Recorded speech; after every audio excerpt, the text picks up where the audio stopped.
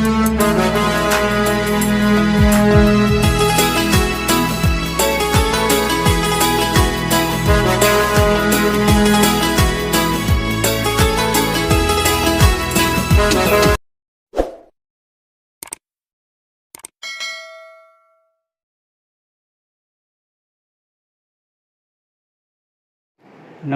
વિદ્યાર્થી મિત્રો, નવયુગ group of એજ્યુકેશનના online learning પ્રોગ્રામમાં આપ સૌનું સ્વાગત છે. કેમ છો બધા? મજામાં ને? આપણે ધોરણ 7 સામાજિક વિજ્ઞાનની અંદર 2 ચેપ્ટર છે પૂરા કર્યા, જેમાં એક છે પ્રથમ ચેપ્ટર અને બીજું ચેપ્ટર નંબર 9, એક ભૂગોળનું અને એક ઇતિહાસનું ચેપ્ટર આપણે પૂરું કર્યું. હવે આજે ફરી પાછું આપણે ઇતિહાસનું ચેપ્ટર નંબર 2 દિલ્હી સલ્તનત એના વિશે વાત કરવાની છે. એટલે કે આજે આપણે ચેપ્ટર નંબર 2 શરૂ કરવાના છીએ.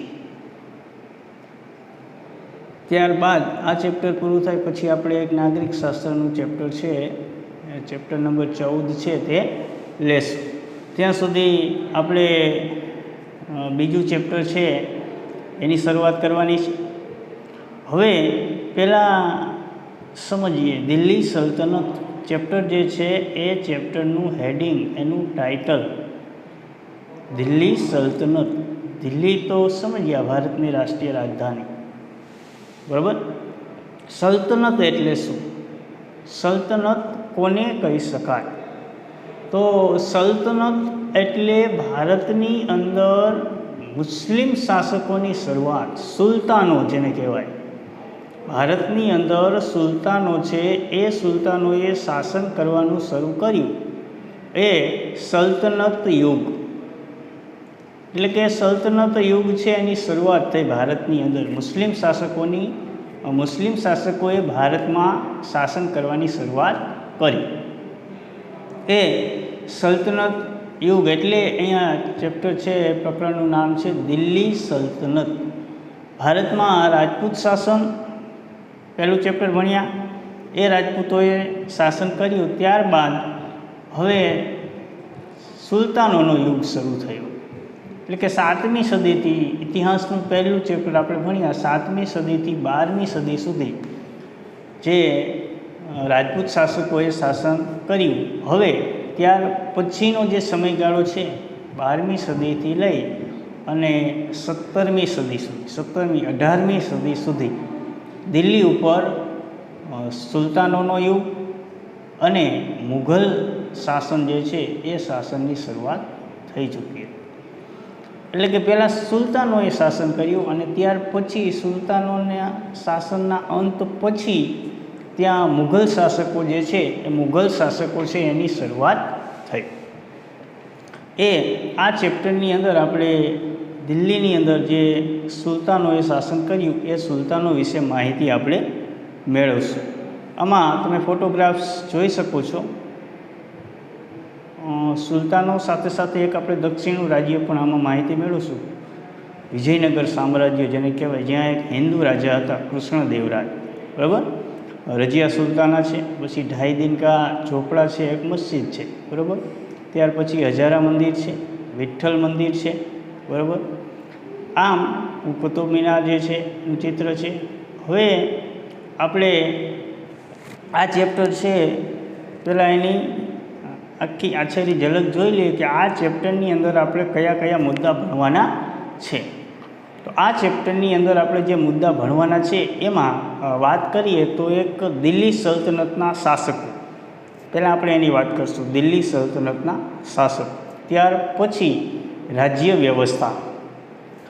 રાજ્ય વ્યવસ્થા કેવી હતી? રાજપૂત શાસનની અંદર જે શાસકોએ શાસન કર્યું એની રાજ્ય વ્યવસ્થા. રાજ્ય વ્યવસ્થા એટલે રાજા તરીકેની એની વહીવટ કરવાની પદ્ધતિ. પ્રજા છે, એના મંત્રીઓ છે, સૈન્ય છે, બરાબર, મહેસૂલની પદ્ધતિ છે. આ બધી જે વ્યવસ્થા કેવી હતી એ રાજ્ય વ્યવસ્થાની વાત કરશું.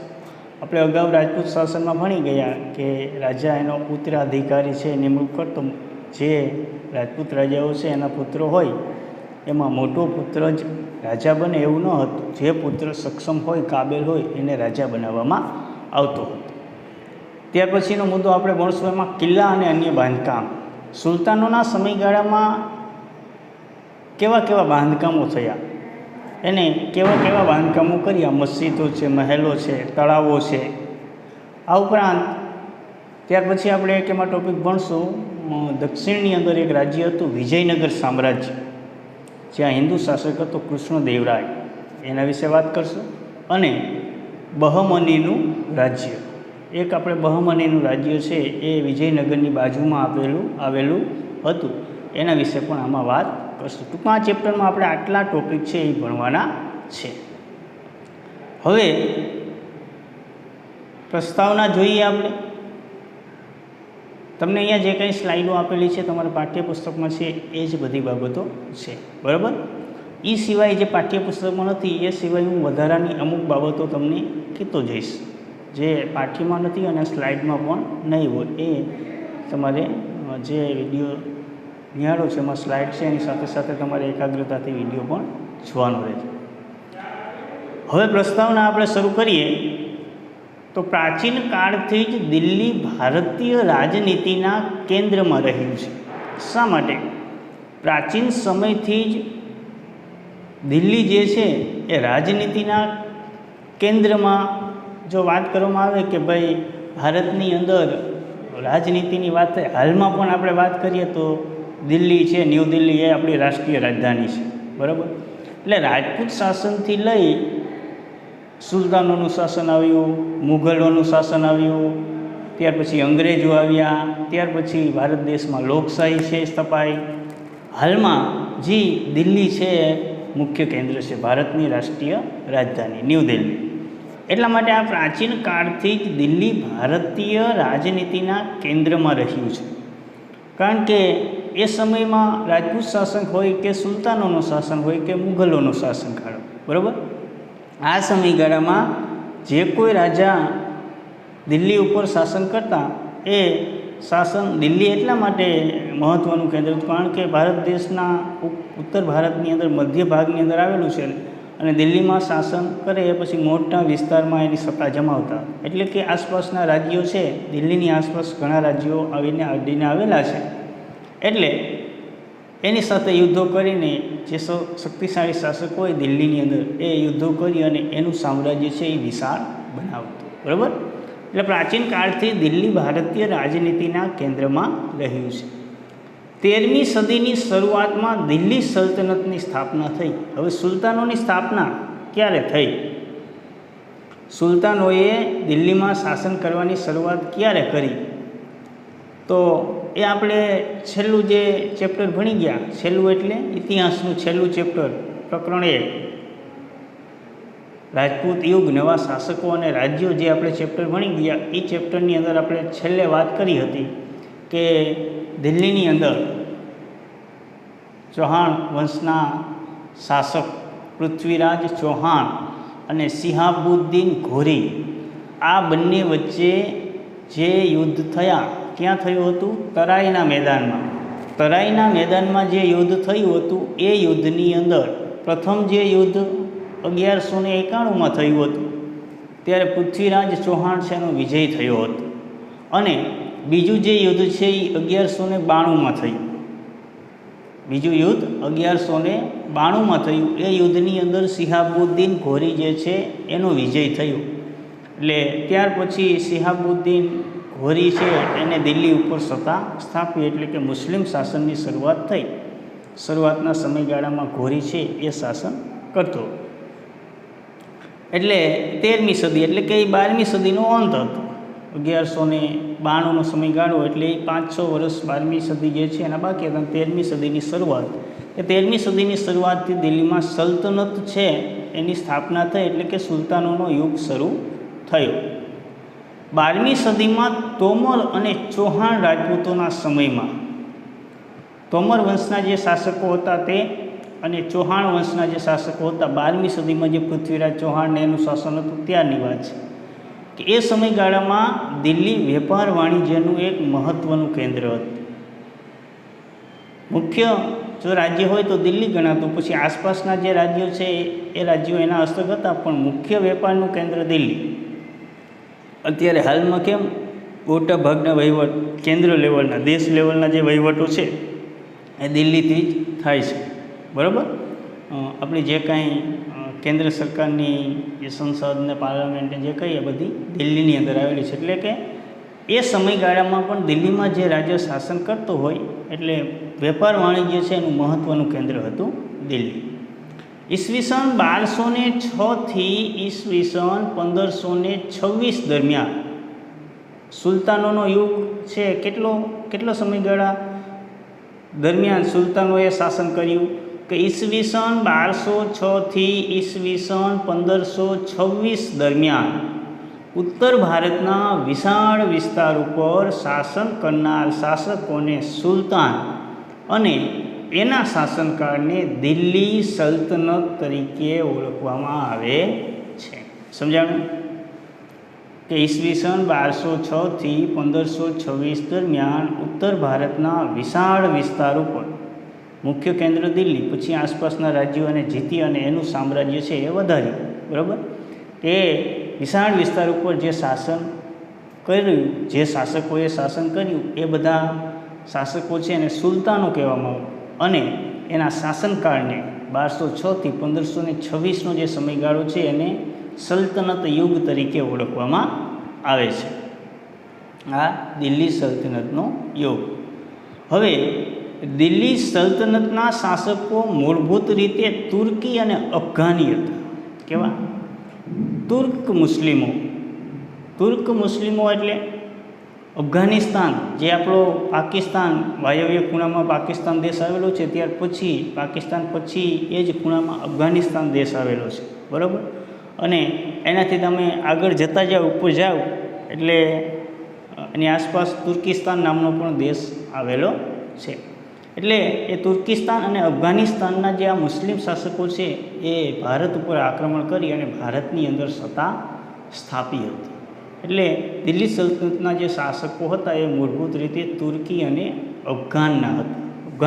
અફઘાન એટલે અફઘાનિસ્તાન. 350 વર્ષ દરમિયાન દિલ્હી સલ્તનતમાં કુલ 5 વંશોએ સત્તા ભોગવી. કેટલા? 5 વંશો. અગાઉ આપણે વાત કરી 1206થી ક્યાં સુધી? 1726 સુધી. 1206થી 1526 સુધી. 1506માં પછી મુઘલ વંશ છે એનું શાસન આવ્યું. એટલે કે આ 350 વર્ષ દરમિયાન દિલ્હી સલ્તનતમાં કુલ 5 વંશોએ સત્તા ભોગવી. 5 અલગ અલગ વંશના જે શાસકો છે એને સત્તા ભોગવી, એટલે કે શાસન કર્યું.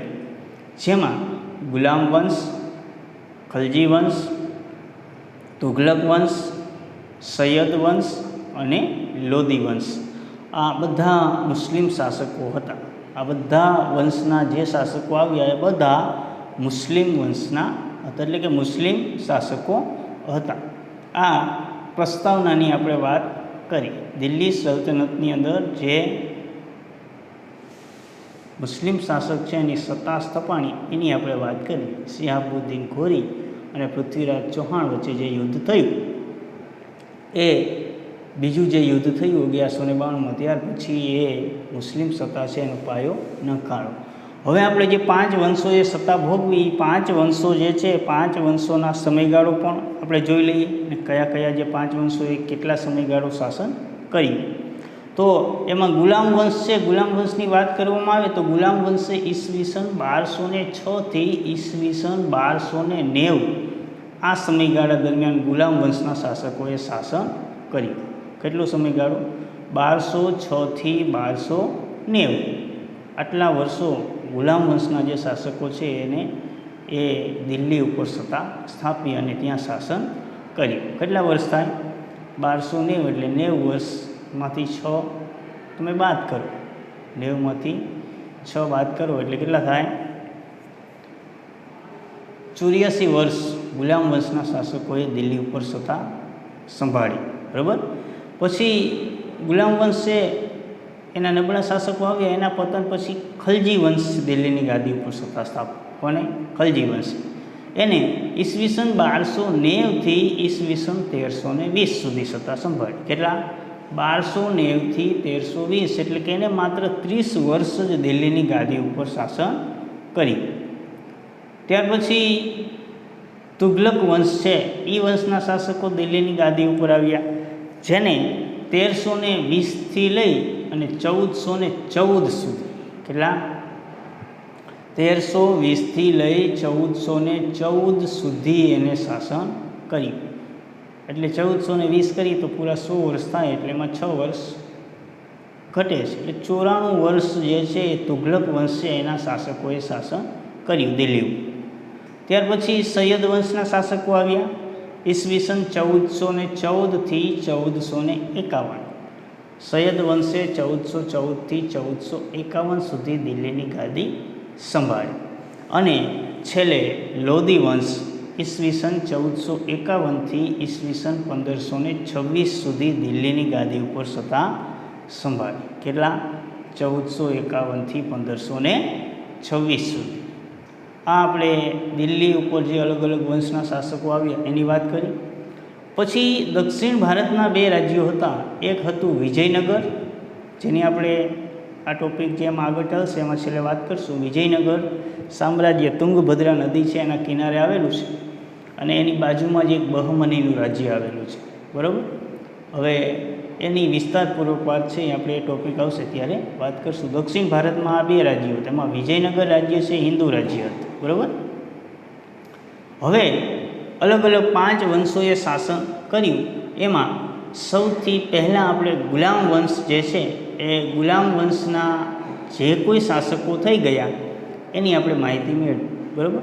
ગુલામ વંશની અંદર જે એક પછી એક શાસકો ચેન્જ થતા રહ્યા, શાસન દિલ્હીની અંદર જેને કર્યું, એવા ગુલામ વંશના 7 શાસકો છે. કેટલા? 7.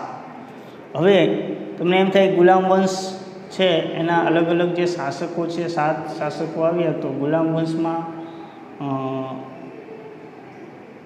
કુતુબુદ્દીન ઐબક છે ત્યાંથી શરૂઆત થાય છે. પણ ગુલામ વંશની ખરેખર શરૂઆત કુતુબુદ્દીન ઐબકથી થાય છે. બરાબર? પણ આપણે આગળનું પણ જોડવાનું છે એની સાથે. કુતુબુદ્દીન ઐબક પહેલાં કોણ હતું?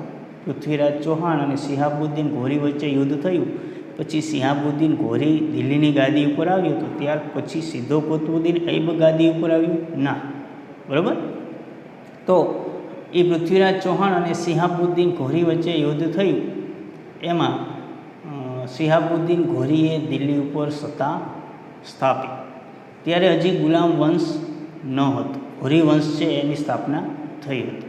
સિહાબુદ્દીન ઘોરી પછી દિલ્હીની ગાદી ઉપર સિહાબુદ્દીન ઘોરીનું અવસાન થયું, પછી મોહમ્મદ ઘોરી ગાદી ઉપર આવ્યો. કોણ આવ્યો?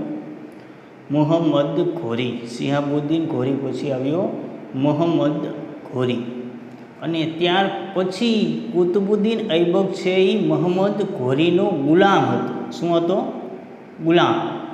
એટલે કે મોહમ્મદ ઘોરીની ગુલામી કરતો હતો કુતુબુદ્દીન ઐબક. એટલે એ ગુલામ વંશની અહીંયાથી શરૂઆત થઈ. કુતુબુદ્દીન ઐબક જે છે એ મોહમ્મદ ઘોરીનો ગુલામ હતો. એટલે ત્યાર મોહમ્મદ ઘોરી પછી દિલ્હીની ગાદી ઉપર કોણ આવ્યું? કુતુબુદ્દીન ઐબક. કુતુબુદ્દીન ઐબક પછી દિલ્હીની ગાદી ઉપર એનો જમાઈ ઇલ્તુત્મિશ. કોણ? કુતુબુદ્દીન ઐબકનો જ જમાઈ હતો ઇલ્તુત્મિશ.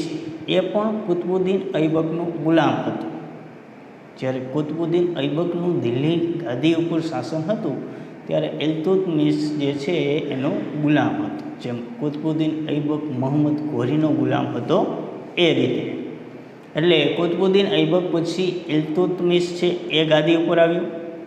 ઇલ્તુત્મિશ પછી રઝિયા સુલતાના ગાદી ઉપર આવ્યો. તમને એવું થાય કે રઝિયા સુલતાના કેમ? કે ઇલ્તુત્મિશ છે એના પુત્રો હતા, 2-3 પુત્રો હતા અને એક પુત્રી હતી રઝિયા. પણ એના પુત્રો ગાદી સંભાળી શકે તેવા હતા નહીં. ગાદી સંભાળી શકે, નવાબ બની શકે, બાદશાહ બની શકે, રાજા બની શકે એવા એનામાં એક પણ પુત્રોમાં એવા ગુણ હતા નહીં. માત્ર એની એક પુત્રી હતી રઝિયા સુલતાના. એ રઝિયા સુલતાનામાં એક રાજા બનવાના ગુણો હતા. એટલે ઇલ્તુત્મિશે એની પુત્રી રજિયા સુલતાનને દિલ્હીની ગાદી ઉપર બેસાડી. રજિયા સુલતાના દિલ્હીની ગાદી ઉપર બેસી થોડા સમય પછી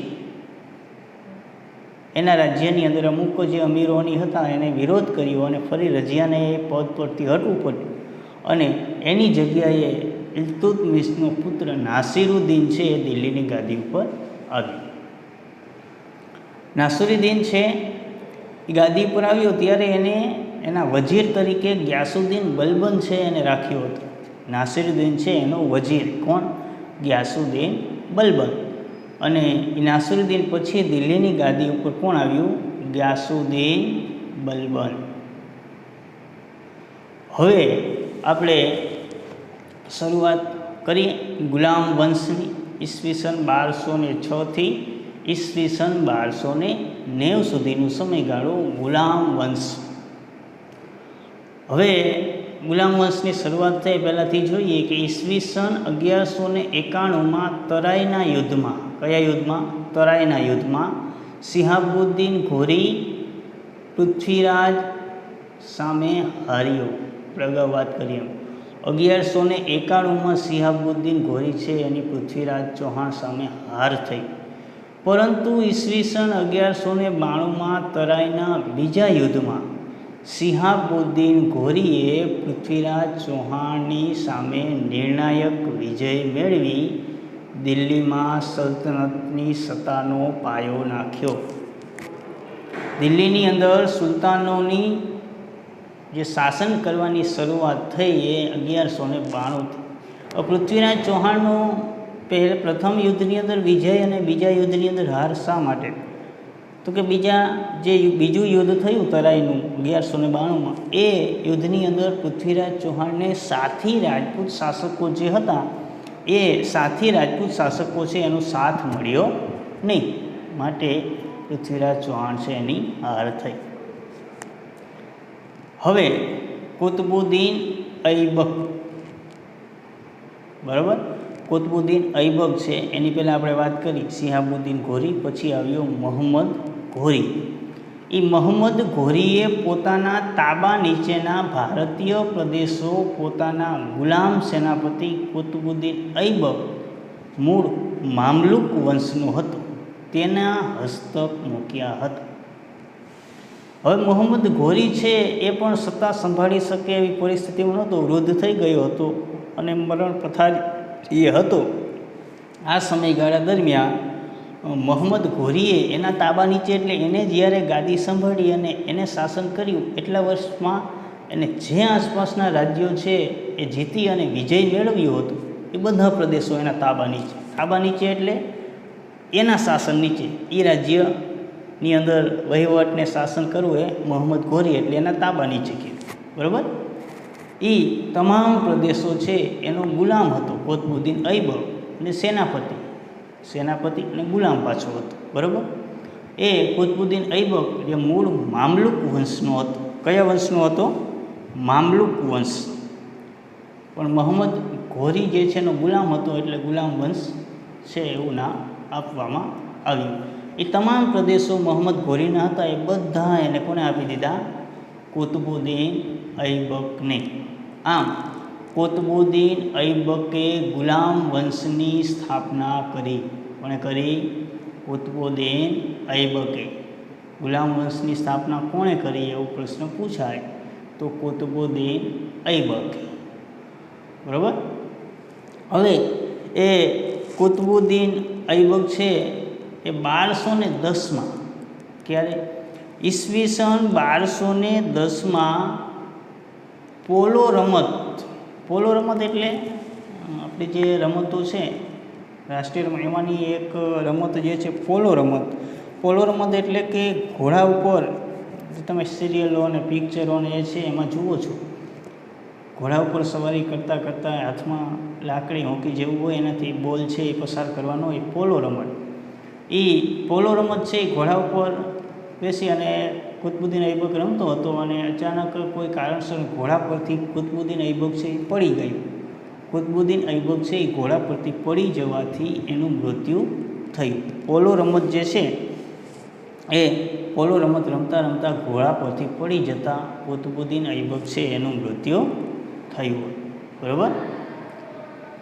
હવે કુતુબુદ્દીન ઐબક પછી દિલ્હીની જે ગાદી છે એ દિલ્હીની ગાદી ઉપર કોણ આવ્યું? તો કે કુતુબુદ્દીન ઐબકનું જ્યારે શાસન હતું ત્યારે એનો જમાઈ ઇલ્તુમિશ એનો જમાઈ હતો. ઇલ્તુમિશ છે એના લગ્ન જેની સાથે થયા હતા એ કુતુબુદ્દીન ઐબક છે એની પુત્રી. બરાબર.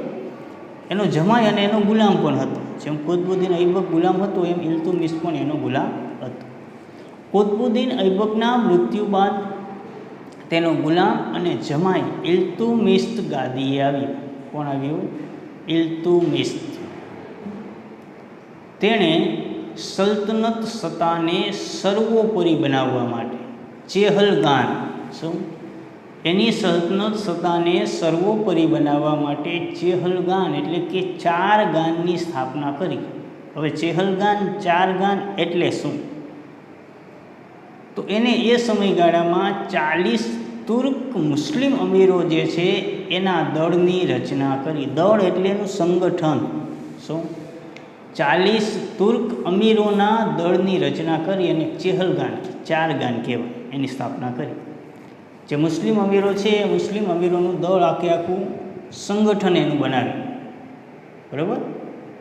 કે સમયાંતરે જ્યારે જરૂરિયાત હોય મદદની ત્યારે આખું આ દળ છે એને મદદ કરે. એવા 40 તુર્ક અમીરોના જે મુસ્લિમો હતા એના દળની રચના કરી અને તેણે રાજધાની જે છે એ રાજધાનીને દિલ્હીથી લાહોર શું એ સમયગાળાની અંદર એ ઇલ્તુમિશ જે છે એને રાજધાની ફેરવી હતી. હવે એ રાજધાની છે એને ફેરવીને ક્યાં કરી? એ રાજધાની એને લાહોર હતી અહીંયાથી દિલ્હી ચેન્જ કરી. ક્યાં કરી? લાહોરથી દિલ્હી. ઇલ્તુમિશને ગુલામ વંશનો સાચો સ્થાપક માનવામાં આવે છે. હવે 2 પ્રશ્નો. એક અગાઉ મેં તમને હમણાં પ્રશ્ન કીધો કે ભાઈ ગુલામ વંશની સ્થાપના કોણે કરી? તો કુતુબુદ્દીન ઐબક આવે. પણ એવો પ્રશ્ન આવે કે ગુલામ વંશનો ખરો સ્થાપક કોણે માનવામાં આવે છે અથવા ગુલામ વંશનો ખરો સ્થાપક કોણ છે? તો એમાં જવાબ આવશે ઇલ્તુત્મિશ. કોણ આવશે? ઇલ્તુત્મિશ. ગુલામ વંશનો ખરો સ્થાપક તો ઇલ્તુત્મિશ આવશે. પણ ખાલી એવું પૂછે કે ગુલામ વંશની સ્થાપના કોણે કરી? તો શું આવશે? કુતુબુદ્દીન ઐબક. એટલે ગુલામ વંશનું સાચો સ્થાપક માનવામાં આવે છે ઇલ્તુત્મિશને. તે પોતાના એક પણ પુત્રને સુલતાન બનાવવા યોગ્ય ન સમજતા. હવે અગાઉ પણ આપણે વાત કરી કુતુબુદ્દીન ઐબક છે એને જે પુત્રો હતા એ પુત્રોમાંથી એક પણ પુત્ર રાજા બનવા લાયક હતા નહીં. એટલા માટે એને પોતાની કાબેલ પુત્રી એક પુત્રી હતી રજિયા, એ રજિયાને પોતાની ઉત્તરાધિકારી જાહેર કરી. શું કર્યું? ઉત્તરાધિકારી. એટલે કે એના જે પુત્રો હતા એ પુત્રો એક પણ સક્ષમ ન હતા, રાજાનું પદ નિભાવી શકે એવા એનામાં ગુણ હતા નહીં. એટલા માટે એને એની પુત્રી જે રજિયા સુલતાના હતી એ રજિયા સુલતાનાને એની ઉત્તરાધિકારી જાહેર કરી દીધી. ઉત્તરાધિકારી આપણે અગાઉના પ્રથમ ચેપ્ટરમાં ભણી ગયા કે રાજા છે એ હોય ત્યારે જાહેરાત કરી દે કે મારા પછી ગાદી ઉપર આવશે એનો ઉત્તરાધિકારી કહેવાય. એ આપણે પ્રથમ ચેપ્ટર જે છે એમાં ભણી ગયા. અને રાજપૂત શાસનમાં એવું હતું કે એના ઉત્તરાધિકારી જાહેર કરીને યુવરાજ તરીકે ઓળખવામાં આવતું. જે પુત્રને ઉત્તરાધિકારી તરીકે જાહેર કરવામાં આવે એને શું કહેવાય? યુવરાજ તરીકે ઓળખવામાં આવતું. અને આ સુલતાનો છે એની પદ્ધતિ કંઈક અલગ હતી. બરાબર. એટલે ઇલ્તુત્મિશે એની પુત્રી રજિયા છે એને એના રાજ્યની અંદર એના પછી ગાદી ઉપર આવશે એવી ઉત્તરાધિકારી તરીકે જાહેર કરી. આપણે આ લેક્ચરની અંદર પ્રસ્તાવના સુલતાન, અલગ અલગ જે સુલતાનનો વંશ જે અલગ અલગ આવ્યા એની વાત કરી. પછી ગુલામ વંશ છે, ગુલામ વંશની અંદર કયા કયા શાસકોએ શાસન કર્યું એમાંનો પછી કુતબુદ્દીન ઐબક અને ઇલ્તુત્મિશ બે શાસકો વિશે વાત કરી. આજનો લેક્ચર આપણે અહીંયા સુધી રાખશું. નેક્સ્ટ લેક્ચરની અંદર આપણે આગળ વાત કરશું ઇલ્તુત્મિશ પછી દિલ્હીની ગાદી ઉપર કોણ આવી અને એને એના શાસનકાળમાં દિલ્હીમાં શું સુધારા કર્યા અને કઈ રીતે એને શાસન કરી. બરાબર, આજનું લેક્ચર આપણે અહીંયા સુધી રાખીએ. આજનું તમારું હોમવર્ક તમારે આપણે જે કાંઈ અત્યારે વાત કરી છે, આ મેં જે કાંઈ અત્યારે તમારી સ્ક્રીનમાં દેખાય છે બધું તમારા પાઠ્યપુસ્તકનું જ છે. બરાબર, એમાં જે ચેપ્ટર આપેલું છે એ મુદ્દા વાઇઝ અલગ અલગ છે. બરાબર, બાકી બધું એ જ. એટલે આજે જે કાંઈ ટોપિકની વાત થઈ એમાંથી તમારે એક વાક્યના 10 પ્રશ્નો જવાબ સહિત બનાવવાના રહેશે. વિડીયોમાંથી જોઈને બનાવશો તો ચાલશે, પાઠ્યપુસ્તકમાંથી બનાવશો તો પણ ચાલશે. બરાબર, અસ્તુ.